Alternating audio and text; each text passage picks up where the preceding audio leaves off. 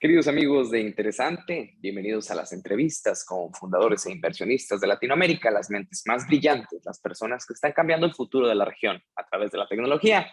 Están aquí conmigo. Mi nombre es Osvaldo Torres y el día de hoy tengo un gran invitado, mi querido Eugenio Perea, Venture Partner en Magma Partners. Querido Eugenio, ¿cómo estás?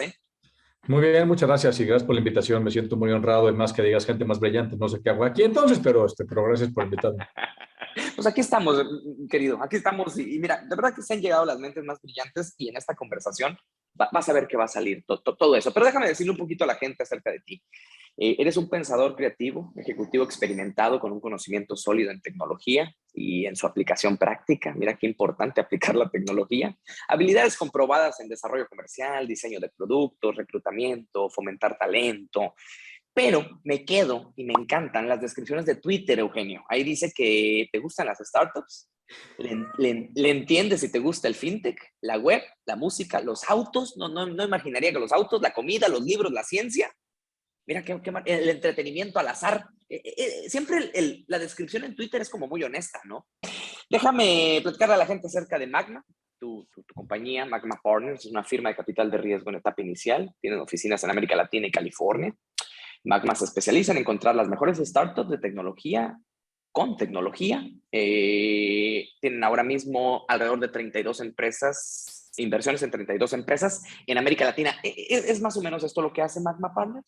Magma es un fondo latinoamericano Ok. que invierte en toda la región desde etapas muy tempranas. Entonces, no nos da miedo ser el primer cheque institucional en una startup que apenas está arrancando. Vamos a por apuestas desde muy chiquitas. Está en su tercer fondo. Magma arrancó en Chile. El founding partner, el managing partner de Magma es Nathan Lustig y es de Estados Unidos, es de Wisconsin, como no te dejan nunca olvidarlo. Es muy orgulloso de Wisconsin. Y él fue la primera generación de Startup Chile. Y llegó a América Latina y dijo, oye, para mí esto está súper interesante. Él ya había hecho un par de startups en Estados Unidos y se quedó en Chile. Y de ahí empezó a dar clases de emprendimiento y de ahí lo buscaron para hacer un fondo pequeño. Y el fondo número uno fue un fondo como de $2.5 millones, pero a la par había como que la opción para que los inversionistas invirtieran a la par, francamente como 5. Después de Ya. ahí fue un fondo de 12, que realmente fue como de 25, y este fondo es como de 35, pero también como siempre están a la par los inversionistas, es como de 70. Y es un fondo muy interesante porque Nate lo que hace muy bien es ir a meterse a la cocina en las ciudades menos famosas. Entonces no es Bogotá, Ciudad de México, es Guadalajara, Mérida, Medellín, Asunción, o sea, vamos a Lima, vamos a Paraguay. Entonces es como que es una visión mucho más regional y es curioso porque tiene un conocimiento enciclopédico de América Latina que muchos latinos no tenemos, y es muy divertido. Entonces, un fondo realmente muy interesante y tiene como dos grandes tesis de inversión. Uno es fintech, insurtech y quizá blockchain, si algún día encontramos cosas más interesantes en la TAM. Y la otra es software as a service para Estados Unidos diagonal el mundo, desde la TAM. Entonces hay un arbitraje interesante donde tienes un equipo en Bogotá o en Medellín o en México o en donde quieras en América Latina, pagando sueldos muy buenos, pero cuyo mercado de Estados Unidos tú puedes cobrar 10 veces más o 20 veces más, porque cobras en dólares, y entonces pues te quedas con la gente mucho más tiempo, es mucho más leal, pues pagar mucho mejor vida, y es una buen arbitraje, o sí que regional cultural. Es un fondo muy padre, la neta. Qué maravilla. Y qué maravilla que estés ahí y que nos vas a contar todavía con mayor profundidad en qué están pensando, cómo están viendo el futuro, porque ustedes, sabes, como socios y como inversionistas siempre tienen como esta bola de cristal, ¿no? Y están tratando. No, cuéntame una cosa, Eugenio. Eso que dijiste, bola de cristal, es muy interesante, porque hace 2 años, cuando empezó la cuarentena y la pandemia, todo el rollo de COVID, Ajá. muchísima gente en emprendimiento, en inversiones, estuvimos siendo como que muy escandalosos del tema de, oigan, hay que poner atención, esto se muerde del nabo, no sé qué, hay que cerrar todo, no sé qué. Y mucha gente decía, ¿tú qué sabes? ¿Eres epidemiólogo? No sé qué. Y yo decía, a ver, no, pero toda esta industria está entrenada en ver hacia el futuro, ver las tendencias, extrapolar lo que está pasando. Entonces, Si tienes un incremento de 1.4% fucking diario, pues claramente se puede el nabo esto en 4 meses. O sea, no hay que ser epidemiólogo para verlo venir. Entonces, esa bola de cristal tiene como, no existe porque estás así como que siempre tratando de entender hacia dónde van las cosas y es pues ver el pasado, de dónde viene, conocer la psicología humana, ver cómo la tecnología te permite hacer cosas nuevas que nutren esas necesidades humanas históricas y ver hacia dónde puedes llevar eso y ver talento en todos lados. Dice Nate que el talento está distribuido equitativamente en todo el planeta, pero las oportunidades no. O sea, hay gente brillante en Coatzacoalcos, donde quieras. Nada más que las oportunidades, la inversión, el apoyo no ha llegado ahí. Entonces, esa bola de cristal se vuelve un mecanismo como de autogestión, de yo creo en eso y lo hago que sea real. Justo la última vez que platiqué contigo, hace 10 días, cuando tuvimos un previo de 15 minutos, yo te decía, el año que entra, o sea, en el 22, tengo que estar más constante en la Ciudad de México. Y me decía, espérate tantito, Mérida va a explotar, Guadalajara va a explotar. O sea, y qué bueno que están sucediendo esas cosas, porque ya basta de los últimos, voy a ponerme tranquilón, de los últimos 100 años, todo centralizado en la capital. Digo, centralizado toda la vida en realidad, pero bueno, los últimos 100 años.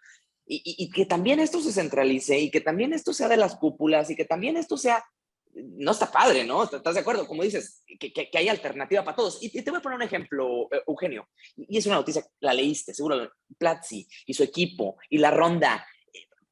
Platzi hoy por hoy representa a Latinoamérica, o sea, Platzi hoy por hoy con lo que está sucediendo le está mandando un mensaje claro al mundo, a Estados Unidos, a Europa, a Asia, de aquí estamos y vamos a ser los anfitriones de la siguiente fiesta digital del mundo. ¿Es así la cosa? ¿La estoy entendiendo bien o no?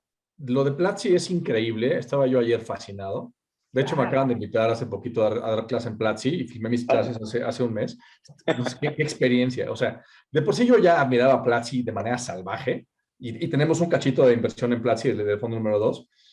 Pero era yo fansísimo de antes. Y ahora que me invitaron a filmar las clases, qué calidad de gente, qué profesionalismo. O sea, yo quedé así estático de la alegría que me dio y me ha ido bien las clases, estoy muy contento. Si me buscan en Platzi, ya estoy dando clases. Pero lo de Platzi creo que son dos partes. Uno es América Latina, claramente sí es el siguiente gran destino de la explosión de la fiesta digital, como dices. Los fondos muy grandes ya lo empezaron a ver desde hace ya varios meses. Andreessen Horowitz, Sequoia, todos los grandotes ya están publicando cosas en español. Hasta Stebbins, que tiene el podcast más famoso de VCs en el mundo, que estaba como que muy renuente. América Latina también ya está, oh sí, all in Latam. Brother, 10 años, llevamos 10 años jeringando con esto. Por fin nos están pelando. Entonces, estoy muy contento de que por fin nos volteen a ver y con cierto corajito es que soy como el fan del grupo que se pone famoso y yo era fan desde antes de que fuera cool, estoy así como ardidito, pero qué bueno que ya todo el mundo volteó para acá. Pero lo de Platzi es, lo sé yo ayer en Twitter, Nathan justamente me dijo hace un par de años, me dice, es que Platzi es una joya, dentro de 20 años vamos a voltar para atrás y vamos a ver que Platzi fue la empresa más importante de toda la tabla, que creó la mayor cantidad de valor para América Latina. No puede ser que la gente no lo vea en día, los inversionistas, ¿no? Entonces, la ronda de ayer fue así de, por fin, 18 años antes de lo que él pensaba, de pronto inversionistas de veras dicen, mira, esto sí es la gran apuesta. Y eso me parece espectacular para América Latina, para Platzi, que más, digo, son gente espectacular. Creo que habla muy bien de la confianza en que hay penetración digital, el talento, la educación, todo. Creo que podría ser un punto de quiebre inmenso para la región, sobre todo para gente más joven, porque los platzinautas, como los llaman, en su promedio tendrán, no sé, 24, 27 años de edad, pero hay gente de 50 y gente de 12, ¿no? De hecho, a mí me dijeron que no puede ser ninguna barbaridad así como muy altisonante en las clases. Entonces, tengo un par de ejemplos ahí que en las clases que doy regularmente o en las clases que doy bastante altisonantes. No, ese claramente no lo puedes decir. Okay. Pero creo que puede ser así un punto de quiebre enorme para nosotros. O sea, para nosotros, la América Latina. Qué bueno que agarras el tema personal, el tema humano, ¿no? Porque pronto nos queremos mal viajar con el tema de la tecnología y nos separamos mucho del lado humano. Y esto, la cosa es como muy mezcladita, muy híbrida para que la cosa prenda en grande. Entonces, me voy a ir al tema founders, ¿no? Chris y Freddy, en este caso de Platzi, ¿no? Muy tipos con unas historias, con una narrativa, o sea, son y brillantes y, ¿sabes? Tienen todo eso lo tienen. Hablemos de emprendedores latinos, ¿cómo estamos llegando, Eugenio? Los que te pichan, con los que hablas, a los que les inviertes, cada vez llegamos más preparados, más resilientes, más motivados, porque a veces el latino que se la cree, que no se la cree, que 15 días sí soy, que otros 15 días no soy. Oye, al latino no le hables de finanzas porque para los números se le atora. Oye, el latino no quiere hablar inglés. ¿Cómo andamos los emprendedores latinos, de verdad? Hay la tendencia de los últimos, no sé, 2, 3 años que he estado viendo yo, y no hablo por Magma, sino las cosas que me ha tocado ver a mí, Sí, es claro. mucho mejores emprendedores, mucho más preparados, mucho más serios. Ya no son los usual suspects que venían de escuelas privadas y de maestría de Estados Unidos. Ya hay como que una visión mucho más amplia de gente que viene de todos lados, pero gente como que mucho mejor. Gente que viene, que dejó trabajos corporativos muy serios y de muy alto nivel porque estaban viendo una oportunidad inmensa a nivel regional. Entonces, gente que hace 5 años hubiera estado peleando por una dirección corporativa en un banco, ahora está dejando todo para irse a emprender. Entonces, mucho mejor. Pero se está viendo una disparidad enorme entre esas personas, bueno, digamos los que les va muy bien, que son esos gente muy capaz, y los usual suspects que ya han levantado rondas, que ya han tenido salidas, que saben muy bien cómo hacer la narrativa y que van a levantar lana, pase lo que pase, pero los chiquitos nuevos se están quedando atrás. No sé, pienso en las rondas gigantescas como la de Kavak, la de Justo, o sea, rondas de los últimos 3 años enormes de gente muy capaz que sabe exactamente bien cómo hacer cómo presentarse, cómo hacer la narrativa, cómo presentar los números, todo. O sea, Ricardo Weather de Justo, él nunca va a tener problemas en levantar dinero, tiene una trayectoria espectacular, siempre lo va a lograr. Pero si llega un chavito de Sonora con una idea extraordinaria para algo de fintech o de insurtech, pero no tiene los contactos en la Ciudad de México, en el ITAM, en la CNBB, no sé qué, se están viendo muy difíciles levantar dinero, porque más dicen, a ver, necesito $1.500.000. Y entonces las rondas, voltea a ver los inversores, dicen, a ver, tengo un fondo de $750 millones, no puedo dedicarle necesito rondas como de 15, de 20, 25. Entonces esos chavitos hasta están mandando un mensaje de soy demasiado chiquito para ustedes. Y no hay fondos que estén, porque Magma, pues ya en el fondo 3 días más grande, ya no tenemos las manos para atender así inversioncitas de $15,000. Entonces como que empieza a ponerse muy complicado para eso. Entonces como que no, después de la muerte de Inadem, como que se perdió un poquito esa parte de abajo de las empresas más pequeñas. Las aceleradoras han suplido un poco ese espacio, pero creo que hay un gap ahí enorme, una ausencia de inversionistas que atiendan. Sí. Y bueno, con Los Ángeles podrían ser, ¿no? Pero Ángeles en México es un bicho raro porque, a diferencia de Estados Unidos o de Europa, pues no puedes andar por la calle diciendo, tengo $1 millón efectivo para invertir en empresas, porque al día siguiente te raptan. Entonces, pues claramente no puedes andar diciendo. Entonces, las redes de Ángeles son súper privadas, hay que conocerlos, hay que ir a tocar la puerta y dos clics, 3 golpes, decir me mandó Mike y decir un password para que te dejen entrar, porque pues, es peligroso. Entonces, sí, en ciertas cosas pasamos muy bien en América Latina y en otras, pues por la naturaleza de donde estamos políticamente, todavía no tanto. Qué bueno comentar, claro, me das luz con esto. ¿Sabes una cosa?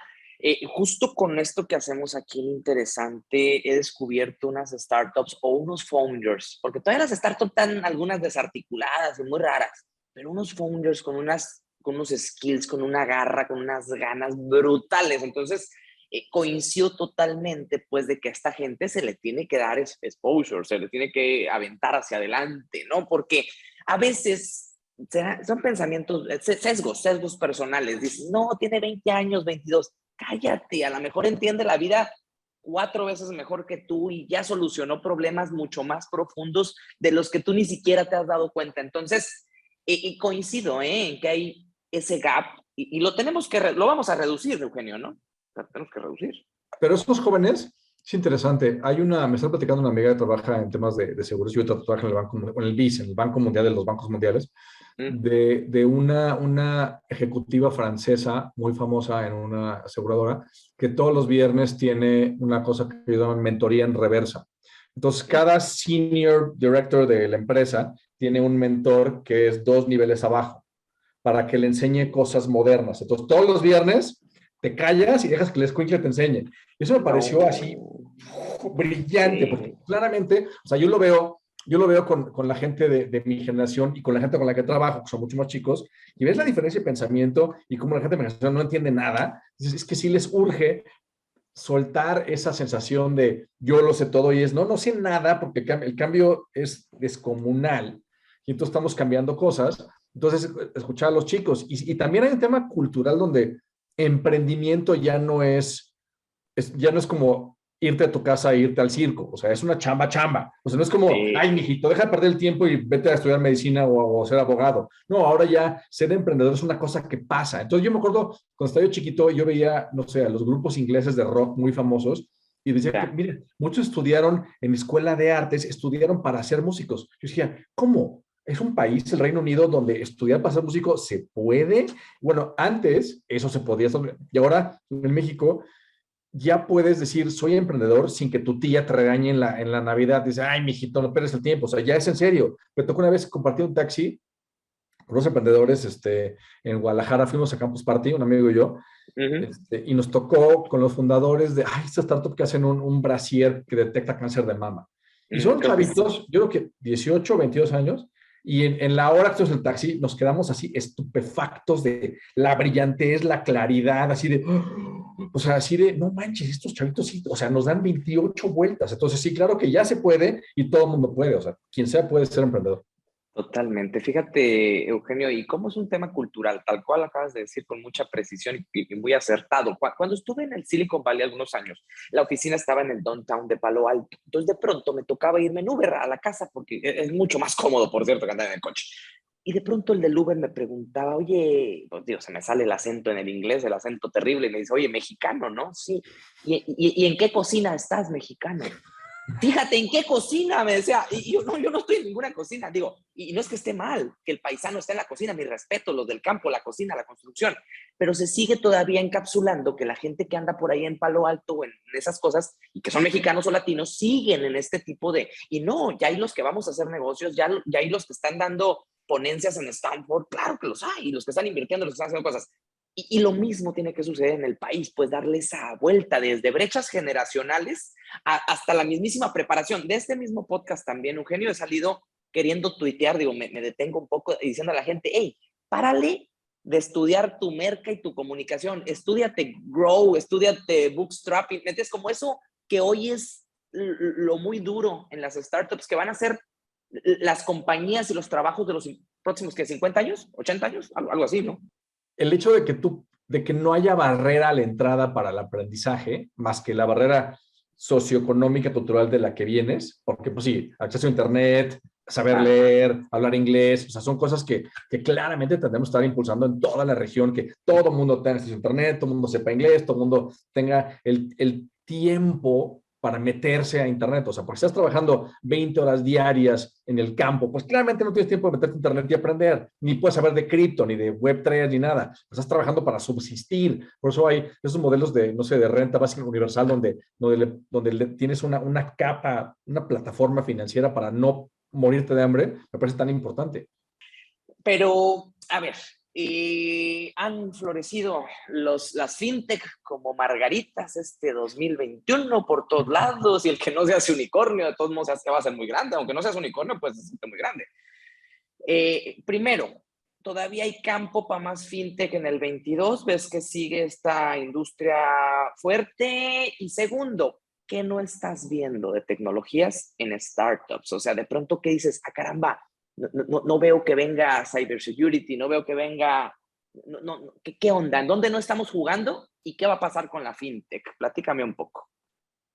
Fintech va a seguir creciendo y creciendo y creciendo y creciendo porque la industria financiera es la más redituable del planeta y siempre lo ha sido. Ok. Entonces, en cualquier espacio de toda la capa del stack de servicios financieros, siempre habrá gente que tenga mejores ideas y siempre habrá los que están, que van a tratar de frenar las mejores ideas y es una pelea de tecnología, control, poder, dinero, y van así y se acaban asociando y van jugando y todo, pero eso no va realmente a cambiar, va a seguir evolucionando y cada vez va a ser mejor, pero no va a cambiar ese proceso de tecnología. Desde la revolución industrial, la tecnología va avanzando a un ritmo descomunal y entonces eso sigue mejorando y mejorando, mejorando. Y la neta es que si tú ves ¿Cómo accedemos a tecnología financiera hoy en día contra hace 10 años? Deja tú 20, 10, es súper diferente y es mucho más cómodo. O sea, yo no me paro en un banco hace literalmente años. O sea, así, no, es que tuve que ir al banco. ¿Por qué? O sea, como, ¿por qué habrías de hacer eso? Entonces, eso va a seguir creciendo. El tema de seguros va a seguir creciendo. Yo creo que México está atrasadísimo en temas de InsurTech. Tú ves lo que representa seguros para Chile es 5 puntos del PIB, México es 2. O sea, hay literalmente miles de millones de dólares parados ahí que no han podido destapar. ¿Por qué? Porque la gente que controla seguros pues son muy renuentes a dejar a nuevos jugadores entrar, entonces lo bloquean por legislación. Entonces, eso se va rompiendo lentamente, van dejando resquicios de modernidad. No sé, como el SAT, por ejemplo. El SAT tiene una tecnología espectacular porque hay desconfianza inherente en la cultura latinoamericana. Los gringos no lo entienden. Space es una maravilla. O sea, hay como que es toda una guerra fría entre modernidad y temor a la modernidad muy interesante. Entonces, FinTech va a seguir creciendo sin parar. Open Banking va a ser un jugador, o sea, todo el concepto de Open Banking va a ser muy interesante. Todo el tema de APIs, Stripe, Plaid, o sea, todo el mundo va a estar muy bien. ¿Qué no estoy viendo?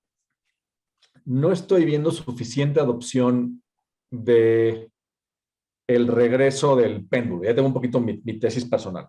Después de la Segunda Guerra Mundial, hubo una...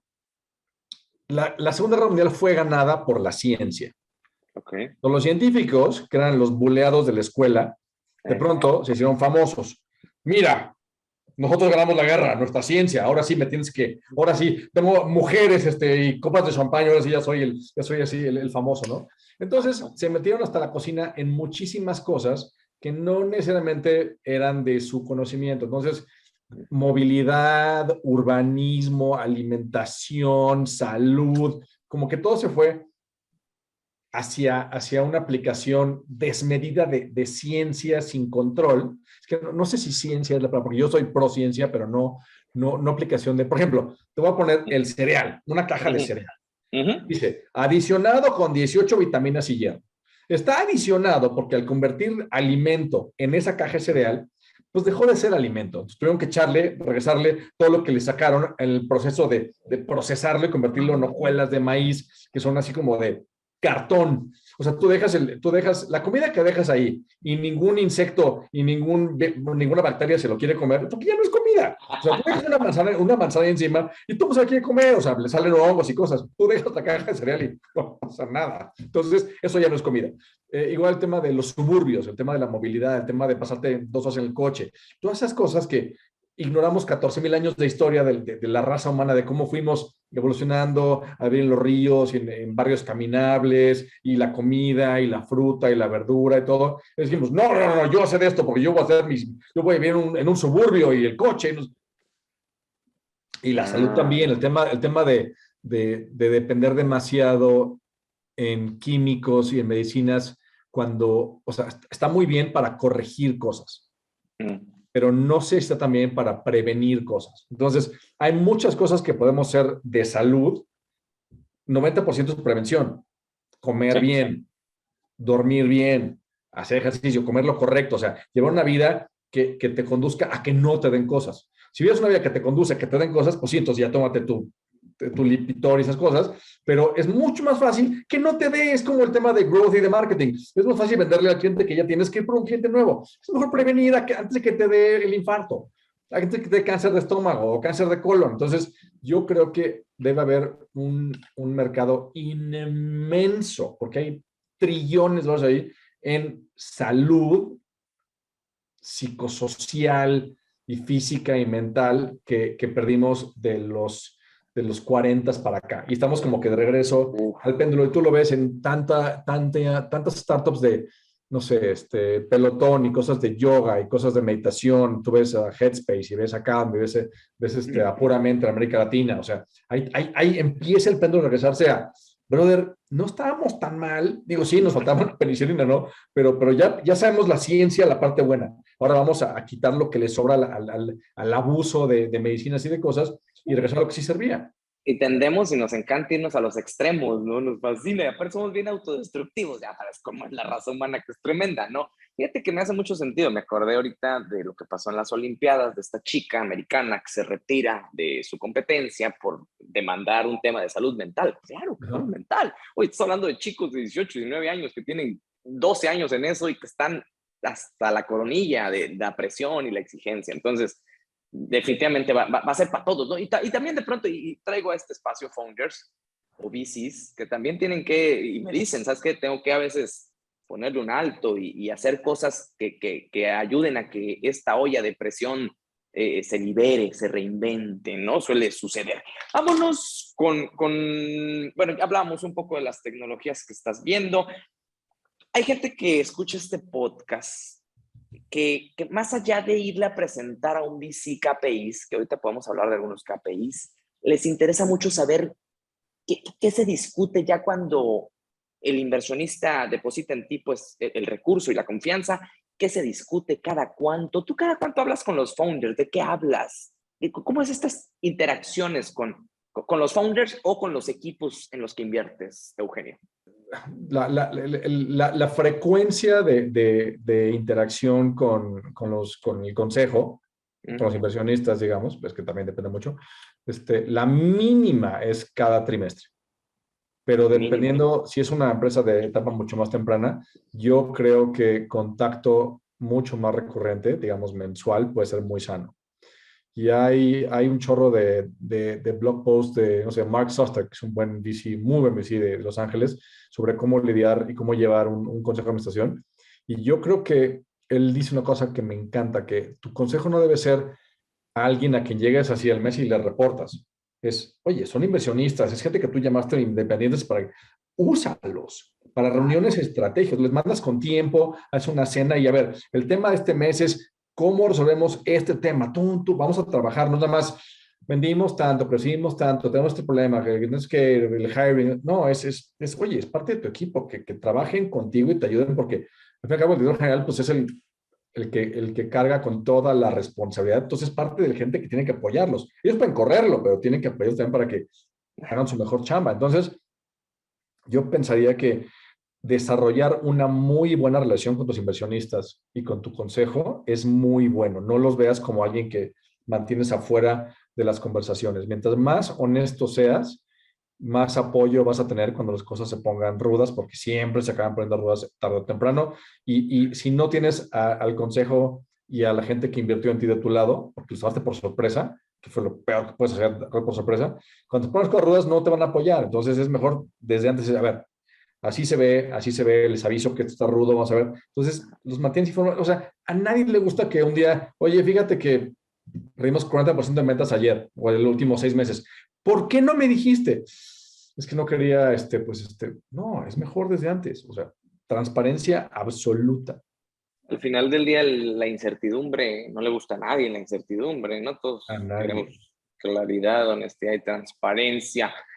Veo que conoces muy bien Chile, veo que conoces, o sea, le entiendes, ¿sabes? Es un país chiquitito, pero es un país que la está rompiendo con un montón de cosas. Siento yo que, por ejemplo, el gobierno chileno ha hecho las cosas bien, digo, en su proporción, ¿verdad? No, la tendré que hacer todavía mejor. Pero cuéntame, en temas de la región, ¿qué países ves con gran participación, con gran empuje? Y tomando esos países, Chile, Argentina, Colombia, el que tú quieras, ¿cómo estamos en México? ¿Te preocupa algo de México en particular? Digo, el presidente, la economía, la inflación, la cercanía con Estados Unidos, ¿hay algo que te preocupe o te ocupe? México es interesante porque estamos 2021, hace como 7 años, Mm. México estaba en lugar como 6 de la región en términos de inversiones y de rondas y de startups y todo.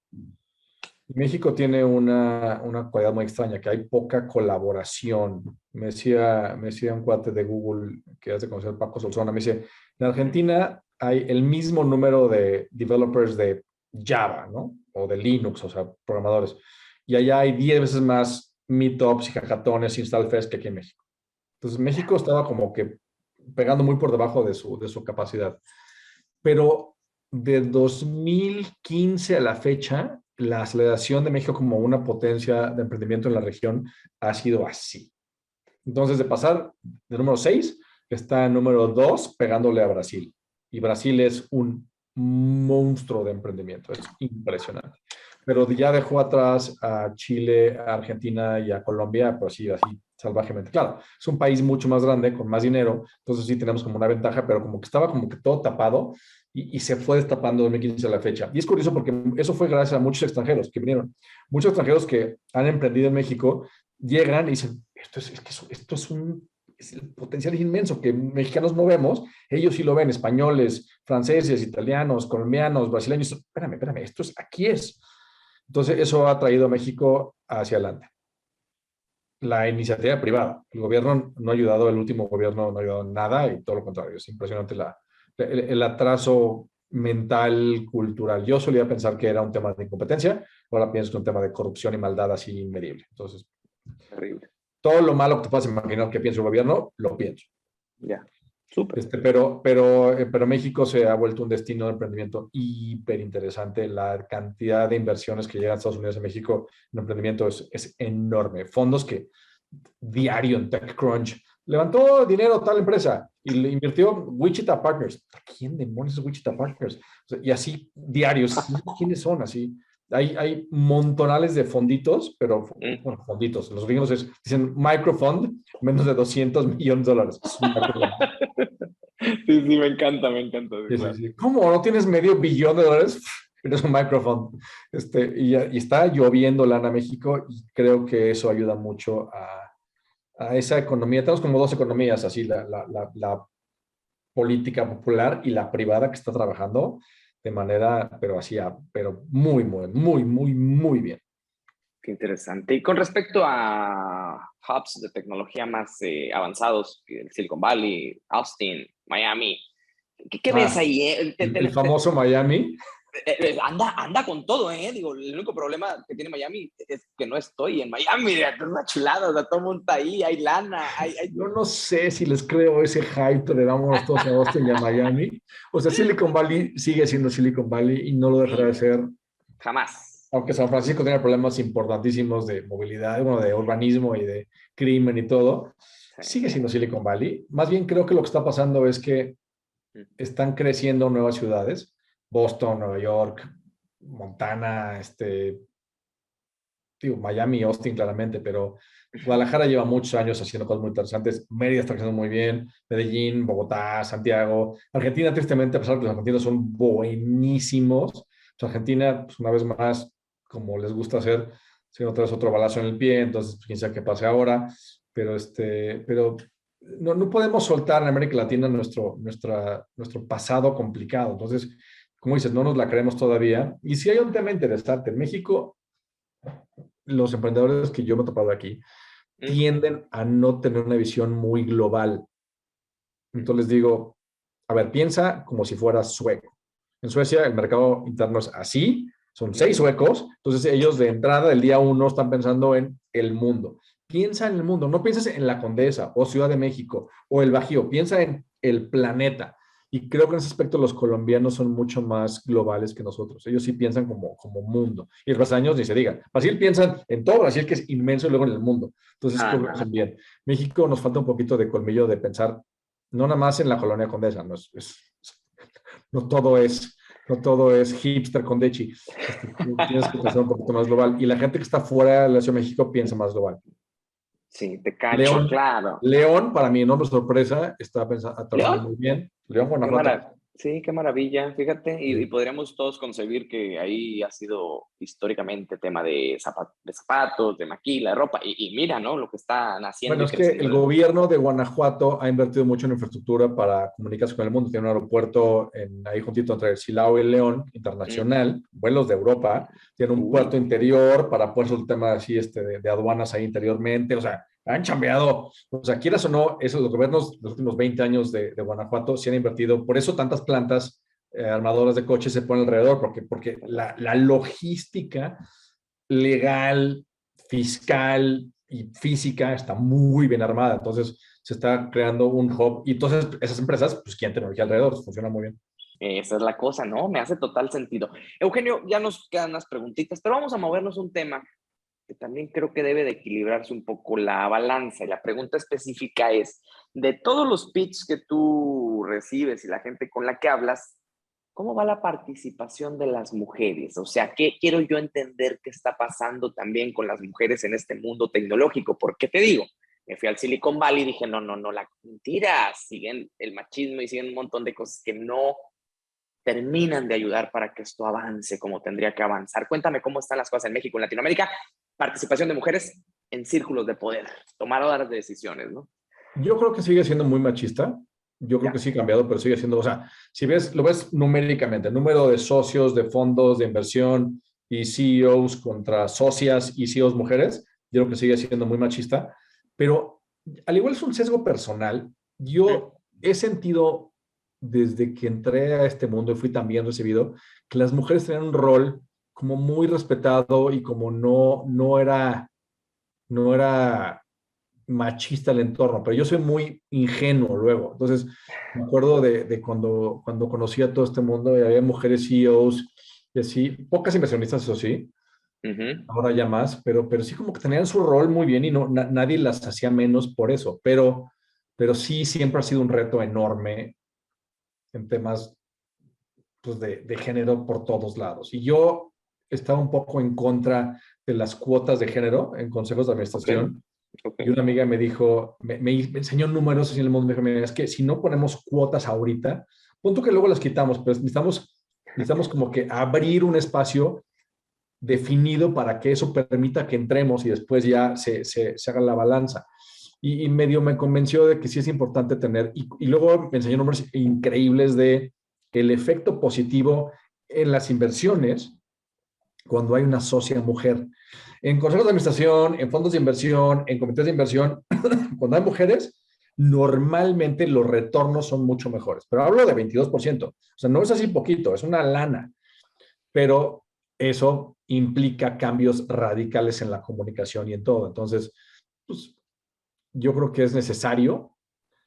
Yo creo que hay mucha resistencia, pero yo creo que es un cambio que solito se da con el cambio generacional, como tantas cosas de cambio generacional. O sea, estamos hablando de un mundo de la segunda mitad del siglo XX dominado por hombres blancos, heterosexuales, con dinero y posición de poder y educación y el Old Boys Club, y lentamente se abre a géneros, preferencias sexuales, todo así, porque pues va cambiando y la gente va ganando espacios de poder y me parece maravilloso.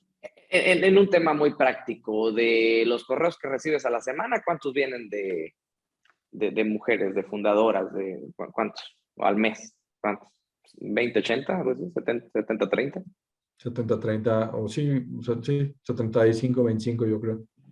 Pues ahí Bueno, vamos, entonces. pero es interesante, ahí tengo una cosa muy interesante. Las mujeres que sí llegan son buenísimas, son como los emprendedores franceses, como tienen todo en contra, los que sobresalen son buenísimos, así, las mujeres igual, o sea, no así de...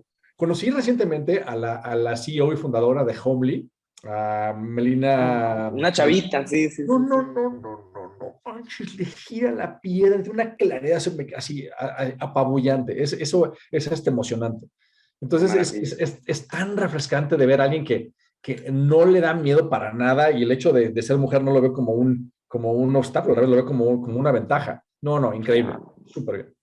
increíble. Oye, Eugenio, el tema de los unicornios, digo, y la pregunta así muy directa, ¿tú estás buscando un unicornio? ¿Te obsesiona un unicornio? Porque el único problema de los unicornios es no tener uno, ¿no? O sea, ¿o A mí, cuál los, es? a mí los unicornios me parece una métrica inmensamente engañosa, Ok.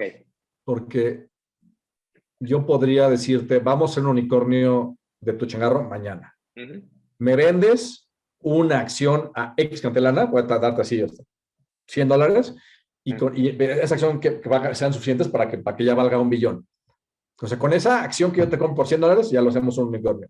Entonces, la gente persigue eso porque es una señalización del mercado y no necesariamente eso quiere decir que va a convertirse en unicornio. Si tienes el apoyo de un fondo muy grande que va a forzar esa evaluación y la va a mantener, si es un SoftBank o un Tiger Global, chance. Pero hay cosas que me parecen como más preocupantes. Me gustan más empresas que van como que pianito. Porque entonces, ¿a qué estamos jugando? O sea, la evaluación de Tesla. Me encanta Tesla. Tesla Ujú. vale más que las siguientes 10 ganadoras seguidas. Uf, o sea, neta, entonces ya estamos jugando a la segunda derivada del valor de mercado. Entonces, no es lo que creas, es lo que la gente va a usar esa reputación para hacer Mm, dinero sobre, no sobre lo que produce, sino sobre la ingeniería financiera. Entonces, eso me parece peligroso. Entonces, creo que todo el tema de unicornios es mm, ingeniería financiera para hacer lana de la segunda derivada de la lana, del valor que estás creando. Y me preocupa que los unicornios tienen tal presión, así como las chavitas de las Olimpiadas tienen tal presión a los 18 años que se las queman, igual los inversionistas están presionando tanto a que sea el unicornio para que mm, rápido se hagan a bolsa o rápido lo compre alguien sin pensar en el daño que están creando o dejando atrás. Entonces, cuando SoftBank impulsa a WeWork, a rondas inmensas o a Greensill y quiebran, pues no le importa porque recuperan todo con Coupang. El mismo mm, año se meten 35 billones de dólares, pero mientras dejaron ecosistemas y familias sin chamba y gente que quebró y todo un desastre mm. de demandas y todo, pues a mí no me importa, yo tenía mis LPs, yo les regresé su lana, fue de maravilla con retornos espectaculares. Pues sí, brother, pero no estás contribuyendo a un entorno de crecimiento. O sea, Silicon Valley creció como un entorno de crecimiento donde todos crecían juntos. Sí, había ganadores y perdedores siempre, pero aquí es como, me vale. Yo voy por lo mío y si dejo Mm, a 10,000 familias sin chamba en 3 años, me vale. Yo di mi lana. A mí me parece que eso mm. no es sostenible. Sí, qué tema, es un tema brutal, es un tema que da pa' un debate totote. Más allá de entender que el unicornio es el caballito con el cuerno de colores, realmente que entiendas qué significa las variables, el impacto. Qué buen tema acabas de O agarrar. Lo sea, vamos a agarrar. Dime, dime. rápido, así, dos casos que son en la misma industria. Uber Eats y Rappi. Mm, Qué padre, ¿no? Entrega a domicilio, la comida, todo súper padre, todo. Tuve el incremento de precio de Uber Eats y Rappi en los últimos 24 meses y es mm, así. O sea, ahorita ya así de, oye, era una hamburguesa, ¿por qué estoy pagando 300 pesos por una hamburguesa? Ah, pues porque es la hamburguesa y el envío y la propina y no sé qué, y el impuesto, ta, ta, ta, ta, ta, ta. Y ahora la Ciudad de México quiere cobrar el 2% sobre infraestructura, los envíos, es así que, oye, espérame, entonces, ¿dónde está la ventaja? ¿Dónde está el valor de mercado para el restaurante y para el repartidor y para el cliente? Entonces, nada más te estás quedando tú con todo ese beneficio y porque entonces hiciste una especie de duopolio o ujú. trigopolio con DoorDash Estados Unidos. Entonces, ya que tienes control del mercado, como decía Peter Thiel, ya que tienes el monopolio, ahora sí suben los precios. Ah, espérame, pues no supone que era bien para todos, no nada más para ti. Qué Entonces, horror. ahí es donde me empiezo a poner muy nervioso cuando hay tanta concentración de poder en Facebook, Google en redes y Uber Eats y Rappi en la calle. Entonces, todo ese tema de Ghost Kitchen sí está bien padre, pero si únicamente dependes de la distribución de dos empresas que son públicas, bueno, una es pública, la otra está por ser pública, donde nada más únicamente están respondiendo al precio de la acción. Entonces, los incentivos son así. Pues a mí me pone Claro. muy nervioso. El futuro y el futuro cercano, 2022, vete. ¿Qué va a pasar con Magma Partners? Nuevo fondo, seguirán invirtiendo y con tu carrera, ¿no? Personal, digo, tienes este newsletter, pero ¿qué? ¿Sigues invirtiendo? ¿Te mueves a otro lado? Cuéntame un poquito el futuro inmediato del 2022 para ti, para tu compañía. Pues es que yo creo que no va a cambiar nada. El fondo nuevo apenas cerró hace unos meses, entonces ahorita tenemos como 2 años de invertir o 3 años de invertir. Entonces, pues buscar nuevas empresas, buscar nuevos talentos, buscar nuevas oportunidades, tratar de seguir colaborando con el entorno en toda América Latina, y pues tratar de que no nos dé COVID ni morirnos.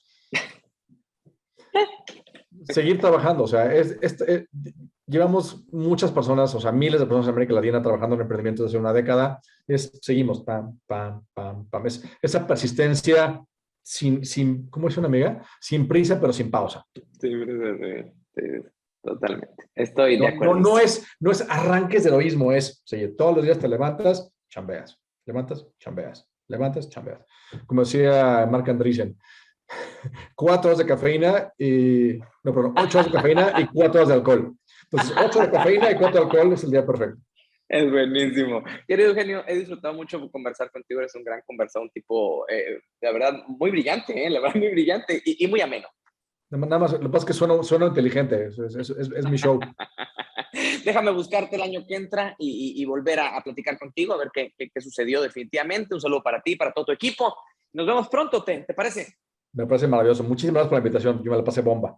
Muchas gracias. Queridos amigos de Interesante, muchísimas gracias por habernos acompañado y hasta la próxima.